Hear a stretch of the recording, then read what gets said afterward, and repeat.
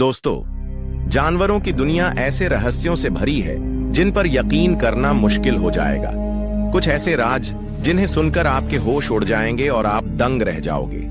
कभी कोई अपनी ताकत से चौंकाता है तो कोई अपनी आदतों से हैरान कर देता है। आज हम लेकर आए हैं 10 ऐसे अनोखे और अद्भुत फैक्ट्स जो आपने पहले कभी नहीं सुने होंगे। वीडियो के आखिर तक बने रहना, क्योंकि आखिरी राज सबसे ज्यादा चौंकाने वाला है। प्रश्न 1, पांडा ज्यादातर बांस ही क्यों खाता है? दोस्तों, पांडा दिखने में टेडी बियर जैसा प्यारा होता है। उसका खाना 90% बांस होता है। मजेदार बात यह है कि पांडा दिन में 12 से 14 घंटे सिर्फ बांस चबाता रहता है और बाकी समय आलस से सोता है। प्रश्न 2, कोआला दिन भर क्यों सोता रहता है? दोस्तों, कोआला इतना क्यूट दिखता है लेकिन असल में बहुत आलसी है। वो दिन में 18 से 20 घंटे पेड़ की डाल पर लटका रहता है। उसका खाना सिर्फ यूकेलिप्टस के पत्ते हैं जिनमें बहुत कम ऊर्जा होती है, इसलिए वो सोकर एनर्जी बचाता है। प्रश्न 3, रेड पांडा अपनी पूंछ का क्या करता है? दोस्तों, लाल रंग का रेड पांडा अपनी बड़ी फूली हुई पूंछ से सर्दियों में खुद को कंबल की तरह ढक लेता है। उसकी चाल ढाल और मस्ती भरी हरकतें देखकर लोग उसे तुरंत पसंद करने लगते हैं। प्रश्न 4, ऊद बिलाव खेलना क्यों पसंद करता है? दोस्तों, ऊद बिलाव सिर्फ शिकार नहीं करता, वो खेलना भी जानता है। वो बर्फ और पानी की स्लाइड बनाकर फिसलता है, पत्थरों से खेलता है और बच्चों के साथ मजाक करता है। शायद इसी वजह से इंसानों जैसा लगता है। प्रश्न 5, खरगोश इतनी जल्दी क्यों भागता है? दोस्तों, छोटा सा खरगोश अपनी क्यूटनेस से सबको लुभाता है, लेकिन खतरे की आहट मिलते ही वो ऐसे दौड़ता और उछलता है जैसे रॉकेट। उसकी यही फुर्ती उसे जंगल में सुरक्षित रखती है।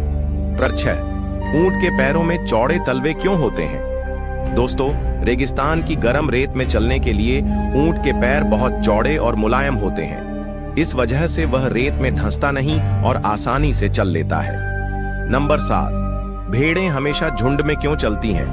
दोस्तों, भेड़ों को झुंड में रहने से सुरक्षा मिलती है। अगर अकेली भेड़ हो तो शिकारी तुरंत हमला कर सकता है, लेकिन झुंड देखकर डर जाता है। नंबर 8, कुत्ता अपनी पूंछ क्यों हिलाता है? दोस्तों, कुत्ता पूंछ हिलाकर अपनी खुशी, डर या गुस्सा जताता है। अगर वह जल्दी जल्दी पूंछ हिलाए तो समझो वह बहुत खुश है। नंबर 9, तोता लाल मिर्च क्यों खा लेता है? दोस्तों, तोते की जीभ पर इंसानों जैसी जलन महसूस करने वाली नसें नहीं होती, इसलिए उसे मिर्ची तीखी नहीं लगती और वह आराम से खा लेता है।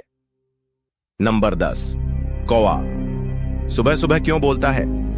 दोस्तों, कौवा सुबह जोर से बोलकर अपने साथी कौवों को बुलाता है। यह उसकी आदत है ताकि सब मिलकर खाना खोज सकें। ऐसे ही मजेदार और हैरान कर देने वाले फैक्ट्स पाने के लिए अभी चैनल को सब्सक्राइब कर लीजिए, क्योंकि आगे आने वाले वीडियो और भी ज्यादा चौंकाने वाले होंगे। प्रश्न 1, डायनासोर कितने प्रकार के थे? दोस्तों, वैज्ञानिकों का कहना है कि डायनासोर की हजारों प्रजातियां थीं। कुछ छोटे कुत्ते जितने तो कुछ पूरे मैदान जितने बड़े। सोचो, एक ही परिवार में इतने अलग अलग आकार। प्रश्न 2, सबसे छोटा डायनासोर कौन था? सबसे छोटा डायनासोर माइक्रोरैप्टर माना जाता है। यह मुर्गी जितना छोटा था और पेड़ों से कूदकर फिसलता था। मतलब मिनी डायनासोर भी असली में मौजूद थे। प्रश्न 3, क्या डायनासोर तैर सकते थे? हाँ, कुछ डायनासोर अच्छे तैराक थे। स्पाइनोसोरस नाम का डायनासोर पानी में मछलियां पकड़कर खाता था। सोचो, डायनासोर सिर्फ जमीन पर ही नहीं, पानी में भी राज करते थे। प्रश्न 4, डायनासोर कितनी तेज दौड़ सकते थे? कुछ डायनासोर बहुत तेज धावक थे। वेलोसिरैप्टर और ऑर्निथोमिमस 60 किलोमीटर प्रति घंटे की रफ्तार से दौड़ सकते थे, यानी स्कूटर की स्पीड जितनी। प्रश्न 5, डायनासोर की त्वचा कैसी थी? कई लोगों को लगता है कि डायनासोर की त्वचा मगरमच्छ जैसी होती थी, लेकिन वैज्ञानिकों को ऐसे जीवाश्म मिले हैं जिनमें पंख जैसी बनावट मिली, यानी कुछ डायनासोर पंखों वाले भी थे। प्रश्न 6, क्या डायनासोर झुंड में रहते थे? हाँ दोस्तों, कई डायनासोर अकेले नहीं बल्कि झुंड में रहते थे।